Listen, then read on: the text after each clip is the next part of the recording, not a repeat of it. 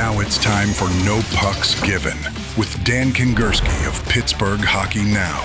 Penguin Scoop's locker room buzz and straight-up analysis. No fluff, all hockey. Now, here's Dan. And here we go. It is another No Puck. I'm going to estimate this to be episode 49 or so. I am Dan Kingerski on the Pittsburgh Hockey Now platforms. So here's what we've got today. We're going to bring in Vince Comunale in just a little bit. We're going to talk about the state of the Penguins. I'm going to bring in our Philly Hockey Now writer, Will James, because Philly, just huge drama going on. East. I almost said west. No. Philly is east of Pittsburgh. I know this. Because you've got Rick Tochhet basically calling Matvei Michkov fat. You've got players sticking up for both. It's in the GM saying, no big deal. The president saying, hey, play the young players. And the Flyers sinking like a stone in the standings. I know you're really upset about that. I can feel your heartbreak through the screens and through the microphone. We'll talk to Will James about that. But I want to broach a topic here, and I wrote this column on Saturday. So as you hear No Pucks Given on probably Monday or Tuesday, the question is how to judge the rest of the Penguins season. And in fact, I will share the screen here. Always. I know some of, I've got like a different audience for YouTube and the podcast versus my writing content. But how to judge the rest of the Pens season. And it really is kind of I think a unique experience and a unique judgment, almost existential-like. Because you have to take into account where the Penguins were, in fact, projected to finish at the bottom. I went back and I grabbed my preseason prediction, and I'll quote myself here. Like a lot of other people, you included, don't be one of those people. Well, I never said that. I mean, I did write that the Penguins might be too good for their own good, but ultimately, where's my quote here? A second line should have 60-point players. A third line should have a 20-goal scorer and 40-point players who kill penalties and shut down the opposition. No, the Penguins are much closer to the bottom, even as rays of sunshine for the future slam through the cloudy present. I guess I was feeling a little bit poetic that day. We can also bet that Dubas will deal one or two veteran players this season, further clearing space for future players, but weakening the present. Whoopsie. Clearly, the third line has a 20-goal scorer. His name is Anthony Mantha. 40-point players. I would assume if Justin Brazeau stays healthy, he'll get to the 40-point plateau. I don't know if Ben Kindle is close enough to it or not. Obviously, centering, Mantha and Brazeau, he's got a shot. Then you've got Tommy Novak. You do have 60-point players. Chinakhov is playing at that pace. Malkin is playing at that pace, and Novak is keeping pace. So all of the things we didn't think they had, well, they have. And that puts us in a very unique situation on how to judge the Penguins for the rest of the season, because they have already met and exceeded expectations. Barring a complete and ugly, distasteful what the hell happened collapse, the Penguins will finish well above where they were supposed to, and in all likelihood, they're going to make the playoffs. Once again, it would take the Islanders and Columbus to go on a tear. And for the Penguins, who, oh, by the way, are now up with Boston and Buffalo and those Atlantic Division teams. So even if a couple of Metro teams were to, go nuts, the Penguins would have a legitimate chance at a wild card. There might even be 4 Metro teams in the playoffs. So factoring all of that in, how do you judge the Penguins? And the conclusion I came to, and you might disagree because I don't think there is a right answer here, but I'll tell you where I came to. That because they have so exceeded expectations, but they have not done it with smoke and mirrors, but with legitimacy. Anthony Mantha is this good. Now, that he hasn't always shown it, that's a discussion that we actually had with Anthony Mantha before the break. And I'm going to write that story this week. Nothing groundbreaking, or I would have written it already. Justin Brazeau, much better. Parker Wotherspoon. We've gone through the list of guys having career years. It's almost ad nauseum now. But they're not having career years in the face of previous work. They're having career years because they're being given a bigger opportunity than ever before.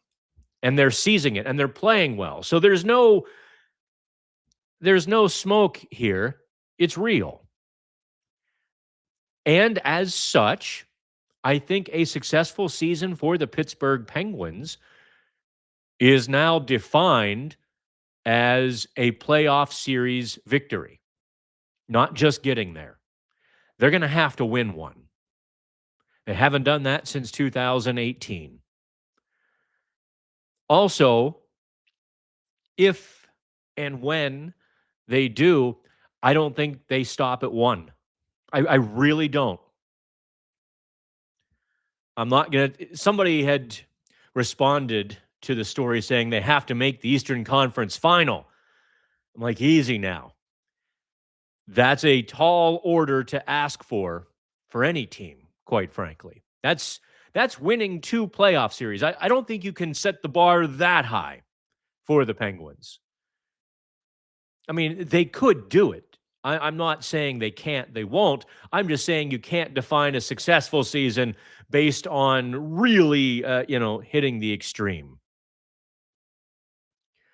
Having said that, if they beat the Islanders in round 1 or Columbus, I definitely see the Penguins matching up much better this year against Carolina than they ever have. Dan Muse tinkered and tweaked, and the Penguins really beat Carolina at PPG Paints Arena earlier this year. I mean, they beat them. A couple of the players were talking about how much better their game plan was. I'm not saying better than previous years. I'm just saying they were dialed in, and their playbook to beat Carolina that night was perfect. I'm just saying, in a 7-game series, Carolina has a rookie goalie or a banged-up old goalie, and there isn't a team in the NHL that has disappointed more often in the playoffs for very specific and known reasons. They haven't had bad luck. They've been out-coached. They've been out-schemed. They have been out-talented in the playoffs. So if the Penguins can get there, Penguins can get to Carolina in the playoffs, you might get your wish. So I actually am going to bring on 2 guests here on the show. Like I mentioned, Will James of Philly Hockey Now and Vince Comunale. We're going to start with Will James of Philly Hockey Now. At first, we're going to take this time out, be back on the No Pucks Given on the Odyssey Podcast Network. Alrighty, we are back on No Pucks Given on the Odyssey Podcast Network. You can see my name there, or if you're listening to the audio, I'm Dan Kingerski. The guy joining me now is one of our future stars of the Hockey Now Network, Will James of Philly Hockey Now, also of Penn State, formerly of Penn State. I guess you're always Penn State, right, Will? Never goes away. I assume you've been to Doggies a few times, too. I've had my fair share. And you managed to walk out unscathed without harassing any athletes or their families? That was never an issue for me, no. Okay. I will tell the story someday. It watching Gavin McKenna's little situation kind of made me laugh in the sense that, I mean, back in my day, you see the gray hairs, my day's a little different than your day. Fights were fairly common. Someone was being a jerk, they probably got popped and everybody went about their business.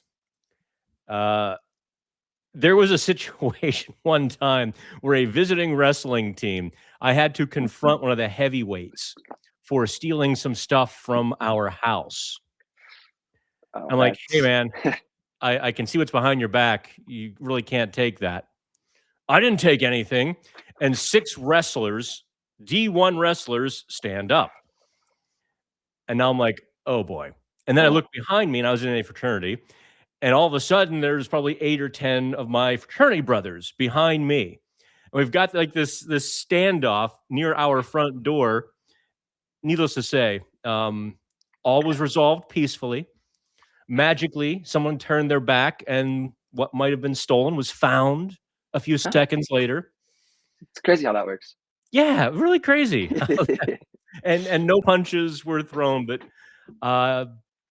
yeah, I've seen some crazy stuff in college. So anyway, Will, I want to talk about the Philadelphia Flyers. Speaking of crazy stuff, because you've got Rick Tochhet kind of going on a podcast. I don't know if he slammed Matvei Michkov, but he wasn't complimentary. You've got the president, Keith Jones, publicly saying he's telling Rick Tochhet to play the young players more. You've got Danny Briere, the GM, or Daniel Briere, sort of sticking up for Tochhet. You got the team falling in the standings while blockbuster trade rumors emerge. Have I about got the Flyers situation down? Yeah, just about. Okay. Real simple question. What the hell is going on in Philly? Yeah, it's certainly been an eventful season, to say the very, very least. I mean, I do think, and looking at the big picture of everything, it's kind of crazy to think that this is the position that they're in, because, in all honesty, their current state kind of felt like what was supposed to happen coming into this year. I don't think the expectation was that this point would be a disappointment. So I think that's crazy in itself, that we're now 56 games into the season and they're third from last in the Metro, and it feels almost like disappointment.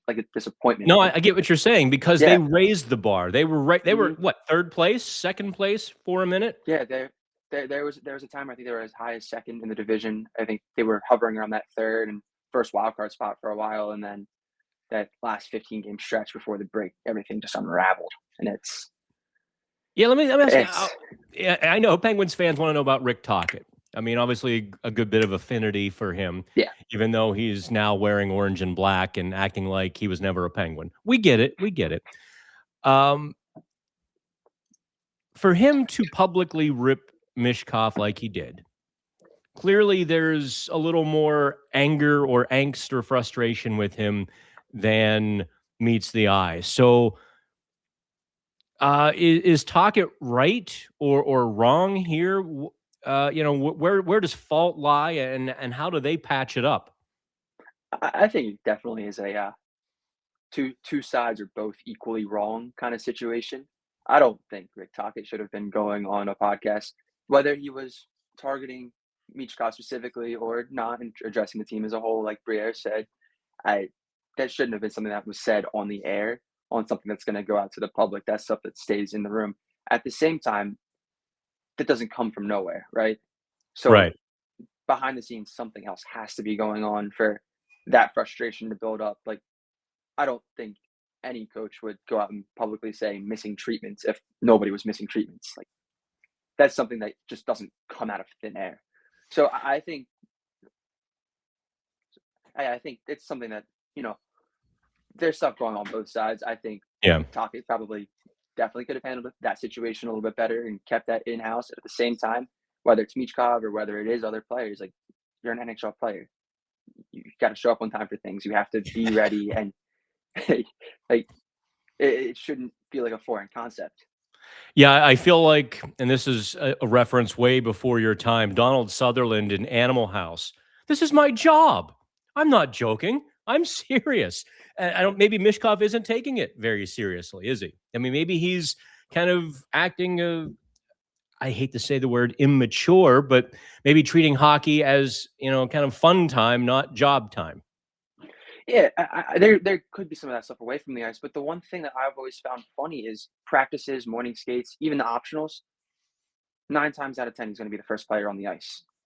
Mm. And that's something that I think goes unnoticed a lot of times because it's something small, right? Like, okay, big deal. He's one of the first players on the ice. A lot of times he's also one of the last because guys will do and they'll do skill work before. But recently he's been doing this drill where he takes a second stick and he'll put it through the net and he'll just work on picking the corners.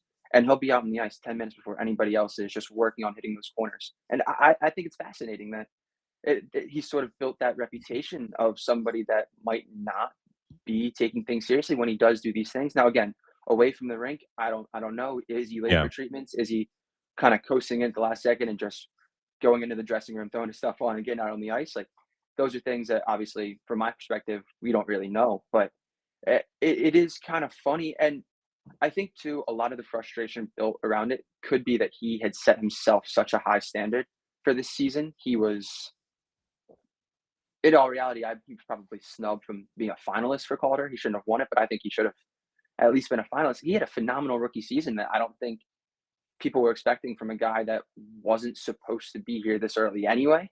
Yeah. So I think some of the frustration, too, kind of stems from the fact that he was really, really good last year, and it doesn't feel the same.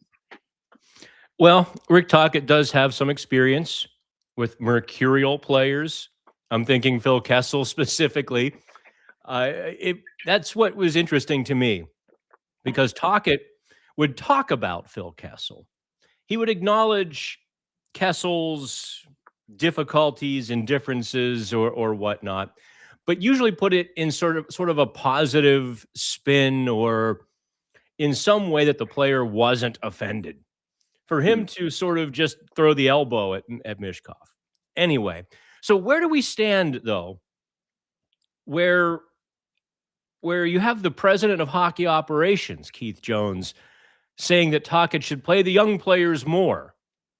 That was, I don't know, that seemed like a conversation you have privately as well. Yeah, I think that kind of goes into the whole mess of this season. Like, these are things that maybe it's gotten to the point where they have to go out and make a public stink about it because I know this heading into the season, the Flyers brass said that they don't want to be sellers anymore. They want to be at the point in this team and the rebuild where they're adding, right? So I don't think that they weren't going to say, or I don't think they were going to say, just let the young guys go and wins, losses don't matter. Let's just have them play. But at the same time, you still have to kind of figure out what you have with a lot of these young players. Yeah. So maybe it's just become we're going to win and we're going to make the playoffs versus let's just see what we have kind of thing. And maybe Tochhet has been refusing to play them. And well, who specifically Jones, will? Because, I mean, that was a thing in Pittsburgh for years with Mike Sullivan. He won't play the young players, but there was never an answer to the follow-up question, well, which young players are you talking about? Obviously, the Flyers have been drafting and acquiring. Yeah. So who is not getting a long leash there in Philly? Well, Emil Andre's been out for the last 5 games, and that. Oh, tell me about it. I've had him on my dynasty team for years waiting for him, killing me. Yeah. It feels a little diabolical that he's just not in the lineup. He didn't have a good stretch. Like, I think he earned himself a game or two in the press box to kind of sit back and watch. But then, okay, he's out 2 games. You think about getting in. Oh, well, we want the right-left matchup. Or the right-left pair, pardon. Yeah. And instead of playing – because Nick Sealer's not going to come out of the lineup. So it's going to be Andre or Juleson that's filling that third pair. So you're wondering, okay, that makes sense. Like, if you have the specific idea of wanting a strong righty-lefty pair on the third pair against a team like the Washington Capitals, okay, that's fine. But when you say you want to get them back into a game before the break, and then it's a different excuse the next time. Like the last time it was Noah Juleson has been a good penalty killer for us. He's the 5th penalty killer. He's the 5th defenseman in the rotation. Like, so what you're saying is the reason didn't hold a lot of water. I think Emil Andre should be getting into games, and quite honestly, we've seen it in the past before where he's come out of the lineup, he comes back in, and he's been very, very good because he was able to kind of, make his adjustments and get back. He's 23 years old. He's going to make mistakes. It feels like a given Oh, at this especially a point. defenseman, yeah. A smaller one too, playing in the NHL. Like mistakes are going to happen. He's not going to fix them by sitting in the press box for games. He's going to fix them by getting back in. And that's Well, been who my big else gripe is lately. kind of getting a short shrift in Philly? I mean, the Michkov ice time has been a conversation for a while. I think I know the fans won't let it go. I've been early on. I was a little like, okay, Michkov's ice time's low, but they're also winning games, so it's kind of take it here and there. It was exciting getting to watch a team that was above where they were expected to be. So if Michkov was getting lesser ice time, that's fine. Now we're kind of at that point where okay, they're really falling out, they're struggling, and then Michkov's playing 11 minutes a night. Yeah, It, that's a problem. that's a problem. But it's been up and down lately. Like, hold on, let's pull it up specifically. There have been games where he does have his legs and he's out there longer than normal. Yeah, last two games before the break, he was right around 15 minutes. He was almost 16 against the Capitals and almost Okay. 15 against the Senators. The game before that, an overtime game, one that they only lost by one. He had 10 minutes of ice time. That was the game right before the Carnival as well. That was likely the reference. So there's a real difference then when he's playing more minutes versus when he's not. Like it really affects the player in this case. I think he's the kind of guy that's just. I mean, a lot of times his ice time shrunk because of defensive opportunity. Like, okay, it's a tight game. We're up. We want to get the defensive guys in. That checks. Like early in the season, the big deal was they were giving up 10 power play opportunities a game, so the penalty killers were out. So Yeah. that shrinks the game down to 50 minutes already. Michkov's not going to kill a penalty, so yeah, he's probably only going to play 12 minutes at even strength anyway, or power play. And a lot of the times where his ice time's high, it's the same thing. It's spiked because of power play opportunity. But I think the regulation time, ice times definitely could improve. I'd really like to see him out there in overtime. Yeah, I how want is to say he not? yeah, it's been like 7 straight overtime losses, if I'm not mistaken, and I don't remember Michkov getting a chance in either or. I I can't recall the last time I've seen him in an overtime game. That's craziness. That's a problem. Penguins Considering fans would be tossing chairs if one of their young guys didn't get I OT. think But well, let's before I let you go here, because I have to bring on Vince Comunale here as well.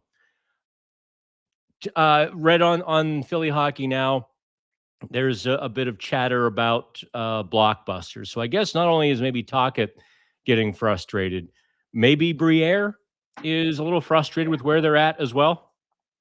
I think there's the obvious holes on the team that maybe the pipeline won't solve, and I think that's kind of been the issue that even Briere kind of had the sneaking suspicion that okay, we're going to have to address this before we can really get moving. And I think maybe some of the picks were some of his draft picks themselves were maybe like trying to be smarter than the rest. Don't get me wrong. I think Chet Luchenko is still going to be a great player. I think he could be a 2C. He's a very good two-way guy, very sound at the dot, and he does a lot of the right things. He just got to shoot the puck more. But Yeah. I think as an organization, they're realizing that they won't be able to compete without a one center or without another top pair defenseman to play with Travis Sanheim. So that's probably going to create some anxiousness. Obviously, this free agent class didn't shake out to be the way that everyone thought it was going to be. So I think that there will definitely be when big name players are going to be out in the trade market, the Flyers are going to be brought up in those conversations solely because they can't strip it down to the studs and restart from here. It's been They've 5 come years. too far Yeah. from a rebuild. They can't like just go back to it now. That would kind of kill the fan base, wouldn't it? Like people would just just tune them out. It's been 5 years without playoff hockey in Philadelphia. This year is very much leading towards 6. If they say, okay, time to strip it down and restart, there probably will be a portion of the fan base that at least says finally. But to that same degree, you want to see this team be competitive. And I do think they have the pieces to be close. So I do think when, a guy like Robert Thomas becomes available, it wouldn't surprise me to hear that the Flyers are very, very interested because Robert Thomas fills a very obvious hole for the Flyers. Now, you mentioned the blockbuster.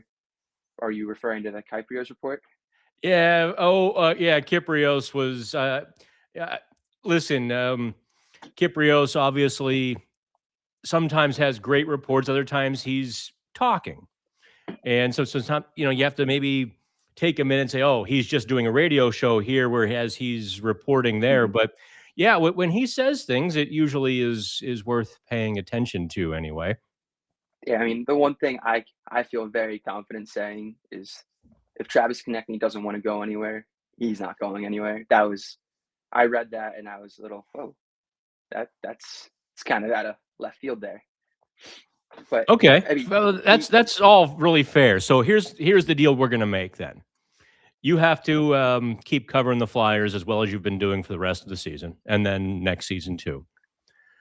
And we get in Pittsburgh, we get to maybe do a little victory lap. I'm gonna take the fans around the track, let them raise their arms because, well, their dark days are coming. Somehow Kyle Dubas pushed back the clock. I have no idea how he pulled it off this year, but yeah, I guess this year the Penguins fans get to lord it over their rivals. yeah, Penguins have the upper hand this season. Yeah. But next time I'm in town, actually, do I have to come back into Philly this year? I don't believe I don't so. think so. Pittsburgh's already played twice, right? Honest to God, we were in Long Island last week, and a couple of us looked at each other, a couple of the broadcasters and I'm like, wait, is this our first or second trip here this year? We had no idea. It's all such a hazy color of a blur. The Flyers and Penguins wrap up their season series on the 7th in Pittsburgh. Okay. All right. So I won't get another Pat's cheesesteak this year, but if you come this way, if the game has meaning, I will take you to some Pittsburgh haunts and we'll have a good old time. Sounds great to me. All right. That is Will James. Check him out on Philly Hockey Now. Thank you very much, Will. Yeah, thank you for having me, Dan. Ta-da! All right. I got Vince. Here I am. All right, Vince. Hey, I appreciate you coming on No Pucks Given. And you've been a wonderful addition to the Hockey Now team. We should have done this years ago, but we did it this year. Your game coverage has been great, and it takes some weight off of me so I can actually get home before 1 a.m., which is lovely. It's always a good thing. Well, I don't know about that, but in this case, it is. Vince, you and I are going to spend some time talking about, I think, the state of the Penguins. We can do more about, big picture stuff next week.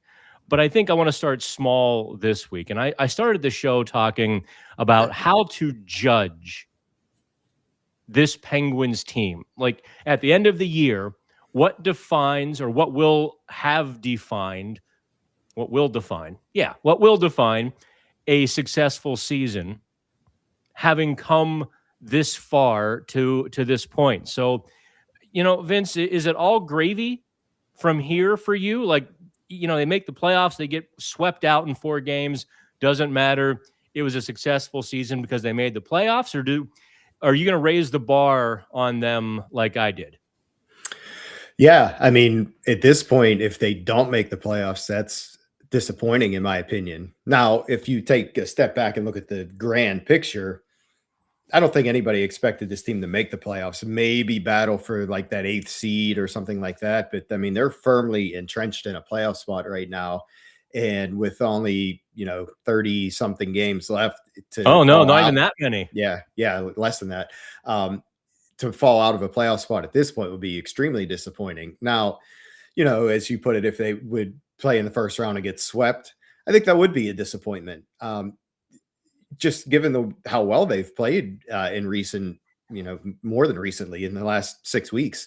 Now, if they lose in 7 games in a tightly contested series, that's a different story. But yeah, I mean, making the playoffs at this point is, I would say, a necessity, just given how well they've played. And then, we'll see what happens in the first round. Obviously, they would like to avoid playing Carolina or Tampa Bay in that first round. And most likely, the way things are shaking out here, they're probably going to get the Islanders.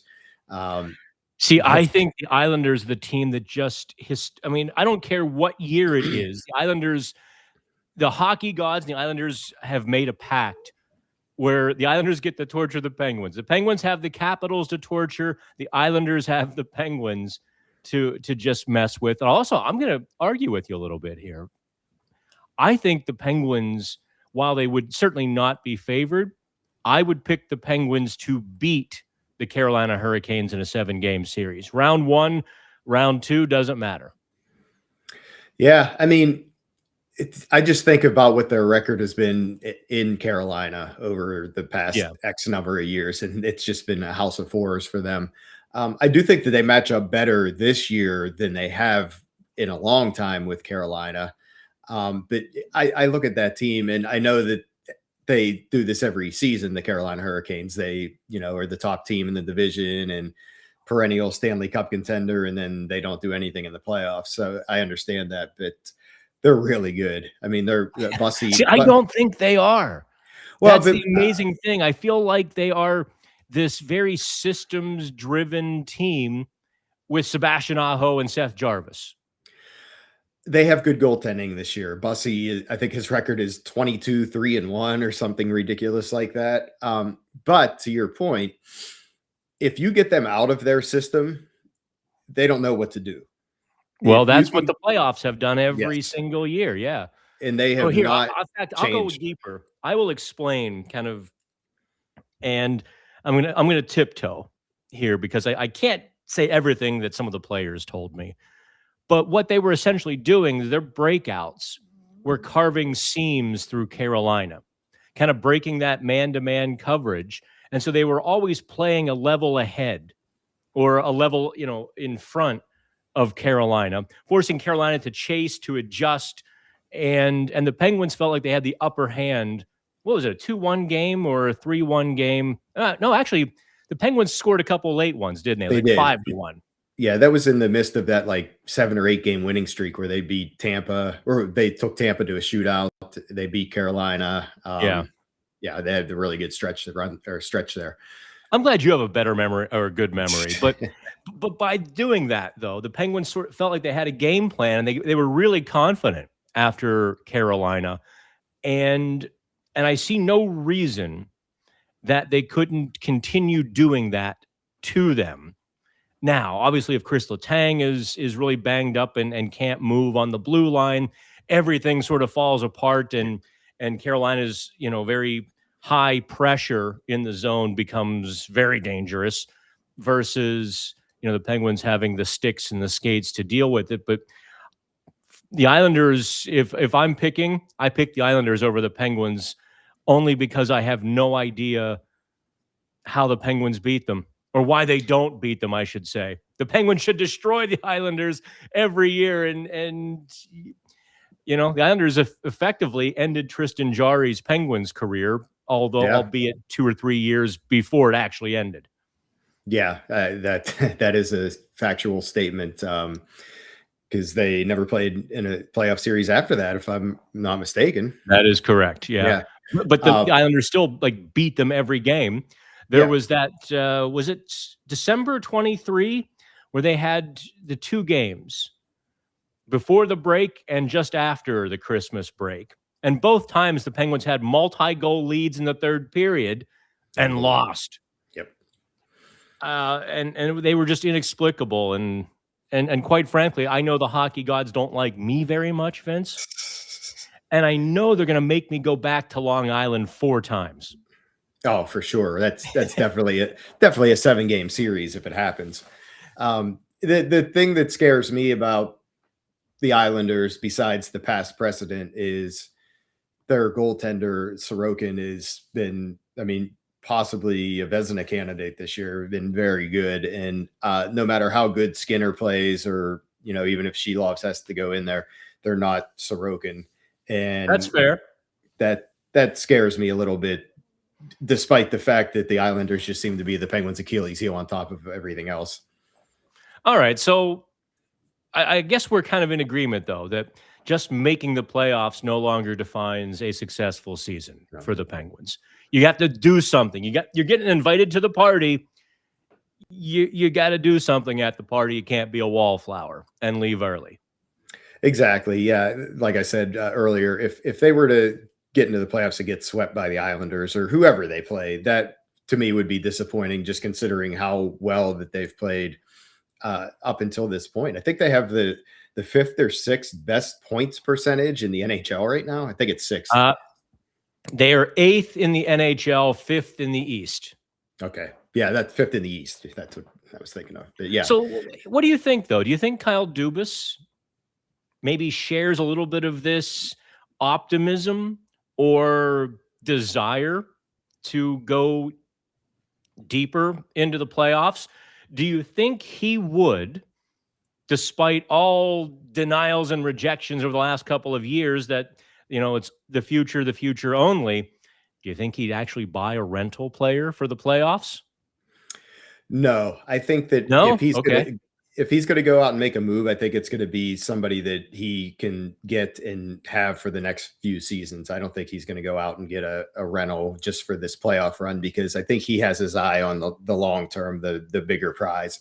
And yes, this season has definitely been a pleasant surprise, but I don't think he's going to, mortgage a first round pick for a guy that's only going to be here for 2 months. Oh, no, I'm not talking expensive rentals. Maybe I should have clarified there.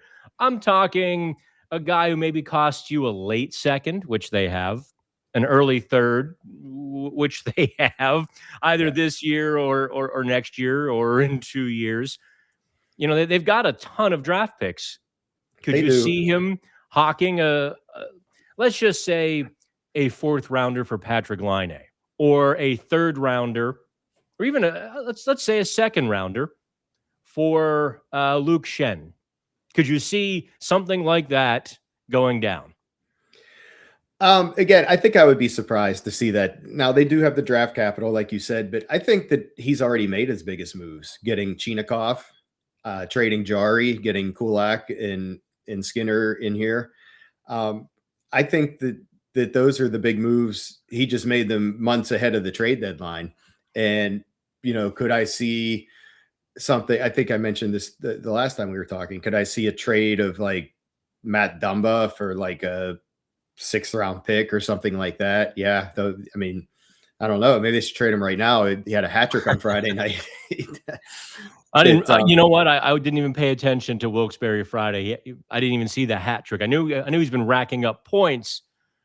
And Tony Andrikaitis of Inside the AHL had kind of written a really nice story where Matt met a Wilkes-Barre fan, 13 years old, recovering from cancer, kind of going through all of that process. And it kind of, from Tony's writing, it certainly seemed like that was a little bit of a wake-up call, kind of a smack in the face to Dumbo's like, what am I doing here? Okay, we got to go. It's time to put the rubber to the road. I read that too. And ever since that happened, it's been, he scored a goal that night that the young fan was in attendance there, and he's been really on a roll ever since. But to your original question, I think that could be like a minor type of trade, or, Caleb Jones is suspended now. I would have said that he was a trade candidate, but, maybe like a minor deal like that. But even so, like, you don't really want to mess with that 4th line or the 3rd line for that matter. I mean, the way that they're constructed right now, if there was some sort of injury, maybe, but like I said earlier, I think that he's already made his biggest moves. I don't know if I see like a huge move coming in here. Well, if he could get a young player that they like, such as a Chinikov, I certainly could see that. The thing that I'm watching closely are 2 of the 3 core members. Letang, how hurt is he? Not just the fractured foot, but everything else. I mean, we don't know what else he's dealing with, but it's been alluded to by 2 coaches and enough teammates saying, wow, what he has to do to get ready for games. Like, well, geez, how banged up is this guy? Yeah. So and Evgeny Malkin's shoulder, I don't think I've ever seen a teammate feel so bad for a congratulatory pop as Anthony Mantha did. Like, Mantha's like covering his mouth like, oh no, what did I just do? As Malkin hits the deck where were we when that happened? Vancouver. Thank you. Yeah. See what I mean? The season is a complete blur to me. I mean, events and stories stick out, but days, I've got no chance. You know, how banged up is, or how tender, how gimpy, how sore, how soft is Malkin's shoulder? Do you need like an upgrade in weighting for Malkin? Yeah, I mean, is that Ben Kindle? Is he already here? Well, he's the third line center, right? Yeah, but you're talking like this season for the playoff run? Yeah. I'm talking somebody. I'll also be honest, Vince, and I wrote this on Sunday. I wonder if they couldn't upgrade Justin Brazeau as well. I mean, he's having a career year. He's impressed me at times, but he's also not a strong, heavy player. Like a guy who's 6'6", 200 and 230, whatever he checks in at. You know, they probably they might be able to upgrade him, but also keep him, thus having an insurance policy should any one of Ricard Raquel, Brian Rust, Evgeny Malkin, Anthony Mantha suffer an injury.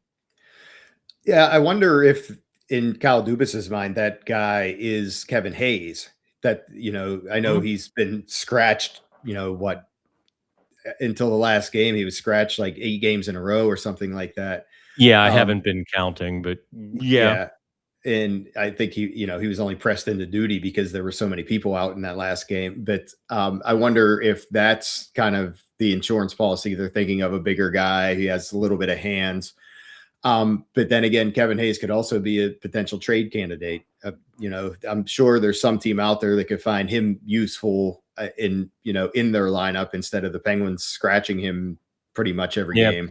See, I would hang on to Kevin Hayes because he can be both an emergency center or an emergency wing on pretty much 3 of the 4 lines. I'll also tell you, he was not moving very well against Buffalo.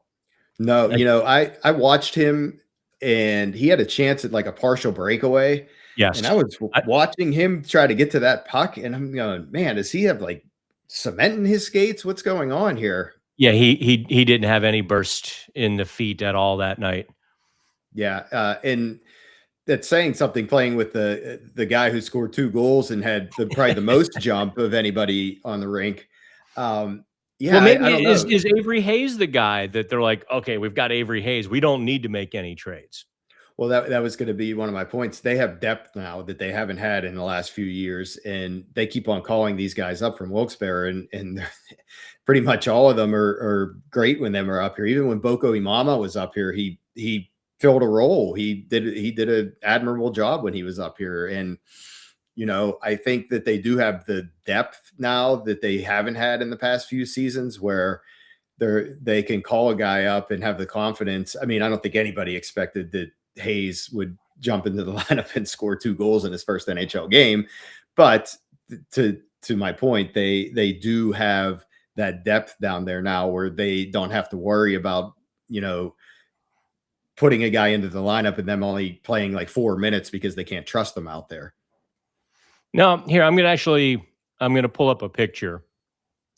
There, that was my view from Avery Hayes. Can you see that? Is it up yet? It's not up yet.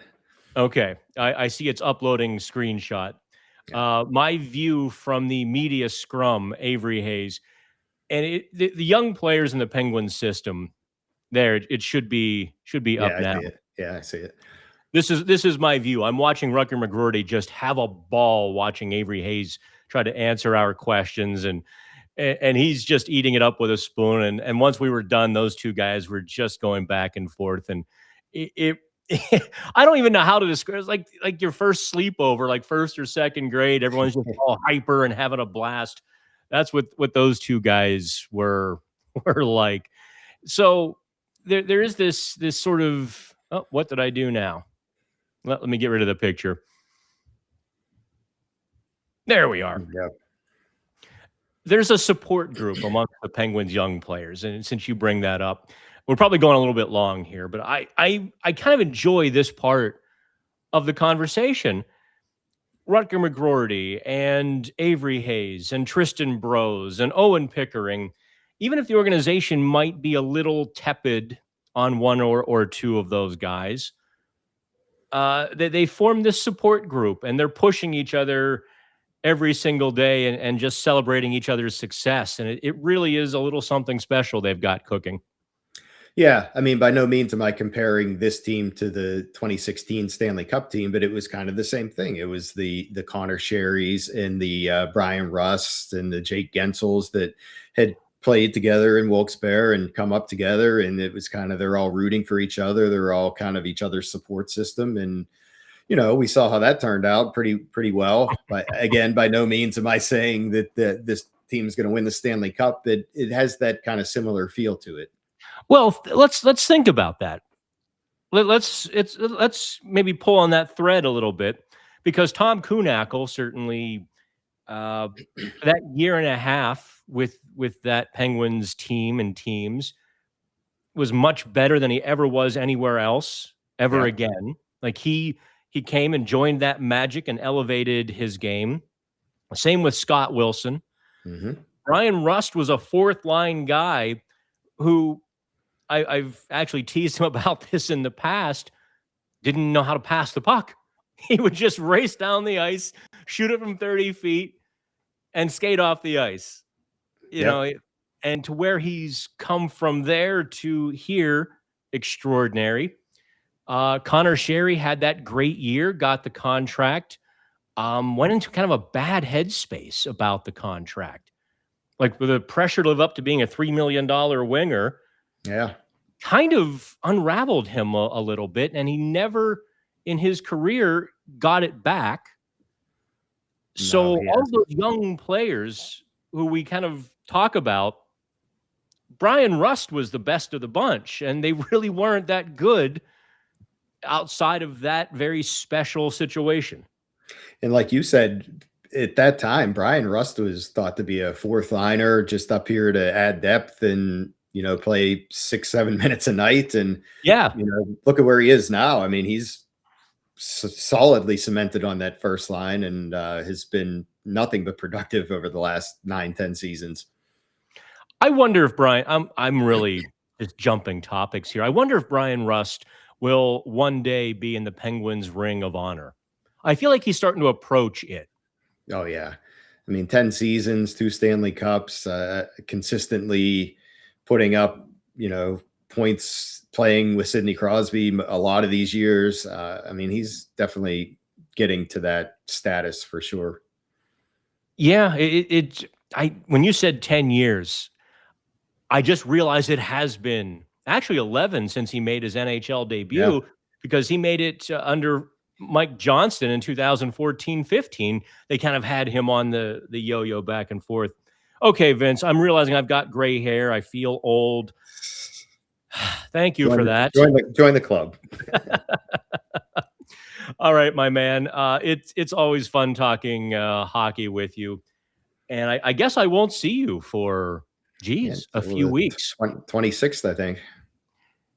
I haven't even looked, to be honest.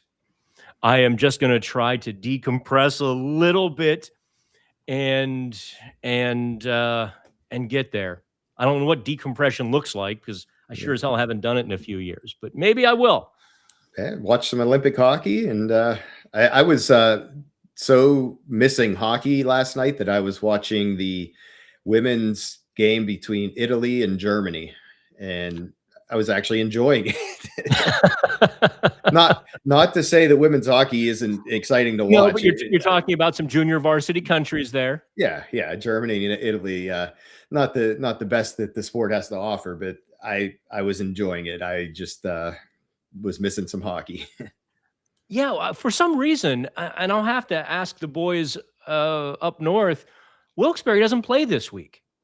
They don't play again until Saturday, which I'm like, come on. They could actually be on Sportsnet this week, get a couple of games on TV, make some money, really get some attention, and they've got the week off. Yeah, that seems like a missed opportunity by the AHL there. I mean, I know that for the most part, the AHL and the ECHL try to schedule their games on weekends, but in the absence of the NHL, I feel like they could have kind of filled the void, especially since the men's tournament doesn't start until the 11th. There's no games until the 11th, so they could have kind of filled that gap. Yep. Anyway, Vince, you can get back to watching Italy and Germany. I must confess, I actually went to see. I don't know if I should say this or not. I went to see a blues act at the original Pittsburgh winery, and a Penguins luminary was there. He's like, hey, so we kind of sat and talked. It's like, oh my God, even when I'm outside, I leave the bubble, I'm winding up with people in the bubble. So anyway, Vince, thank you very much. That will do it for No Pucks Given.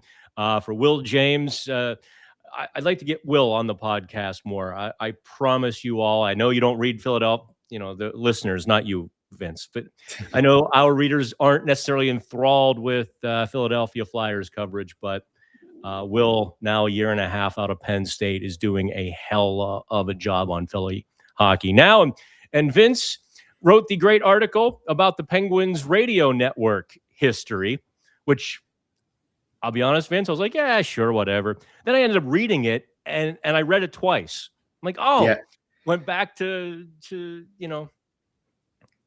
I almost inserted myself in there. I can't tell you how many people kind of reached out to me and commented on this story. Like, oh, what a great trip down memory lane. And I enjoyed writing it because I, like you, Dan, have a background in radio, and that's right. You used to have the mic flag. Yeah, that's right. Yeah, I've worked at 1360 AM, 1320, 810. I have no idea what 810 is, but I'll take your word for it. It's based out of McKeesport. Okay. Wish 99.7. I've been on a lot of different stations, but yeah. So I'm kind of a radio geek to begin with, and when I heard that those Mike Lang goal calls in that 10th anniversary celebration of the 2016 team, it just got me thinking about Mike Lang and listening on the radio. And I don't know, before I knew it, I was 700 words into an article. So. Well, God bless. I mean, the network. I don't know if you know my origin story, but the day the Penguins fired Ivan Hlinka was the first day I ever got to get into sports. I used to go into, because obviously at that point, as was in your article, the flagship station was 3WS. Mm-hmm. And they had this Mini Cooper. And because we had a couple of tall jocks on 3WS, now I was working at 970 and 104.7 The Beat before it flipped to talk, and before it flipped to, anyway. So as a 24-year-old guy trying to pick up extra hours and money and grow my career, I would just pop into the station to pick up my paycheck. I'd bring people little gifts, or I'd walk around the hallways real slow, having conversations with everybody. I mean, I had to be a people person, which you know me. You know how difficult that was for me. So I do this, and I'm in the station. They fire Ivan Hlinka, and they haven't yet named Rick Kehoe the coach. And the vice president, who'd kind of taken a shine to the kid, who obviously was hustling for hours, just yells down the hallway, Dan, grab the Mini Cooper and go cover the press conference. Okay. And so this Mini Cooper, because it was outfitted for some really tall people, the seat is stripped out. I'm essentially sitting on the back bench. Now, I'm 6 foot tall, and I'm reaching for the steering wheel, but I'm also doing 90 through the Fort Pitt Tunnel, from the top of Greenfield down through the Fort Pitt tunnels to the old arena. I go barging in. I've got my little case with the mic flag, and I asked a couple questions, and I get back to the station. They're like, oh, we didn't think you were actually going to participate. Yeah. I mean, I just did it on pure adrenaline. A week later, I'm on the Pittsburgh Penguins radio network. Go figure. That's wild. Yeah, I was also at that press conference. Oh, were you really? Yeah, I was. I I used guess if to I hadn't really asked questions, maybe you had asked them, and you'd be on the network instead of me and running Hockey Now. I don't know about all of that, but yeah, I used to enjoy talking to Ivan Hlinka when he was the head coach because I was the only person that did talk to him. Like the rest of the media were like, this guy, he's got nothing to say. He speaks broken English. Like it's hard to even get a good quote out of him. So I don't know if you remember at the Civic Arena where they used to have the coaches press conference. It was literally like in a prize closet. Like, oh, well, Kehoe used to have us around his. Yeah. They fired Lincoln, hired Kehoe. So yes. Yeah, Kehoe would have us around his desk. And I used to like peer over. He's talking. I used to look at his game plans. Yeah. And so I enjoyed talking to Ivan Hlinka because it was basically me and maybe one other person every once in a while, something like really crazy happened in the game. He would literally talk to me, put his hand on my shoulder and go like, it was a rough game. I don't know what happened. Yeah, like I love that. And I was kind of sad when they fired him in a way, but I understood why they did. But well, yeah, because the players didn't talk to him either. Right. Yeah. Kind of a thing. Kind of an important thing when you're a head coach of a hockey team. But yeah, that was those are kind of some interesting times to be covering the team back then. Oh, they were. We've 5 minutes after I said we were done. I think we're finally done, Vince. This show will air Monday, February 9th. In the meantime, I'm sure the insert team here, one that looked great in the Super Bowl. Vince, I should wrap it up now before we start a whole nother topic. Thanks, man. All right. Sounds good. All right, kids, have fun.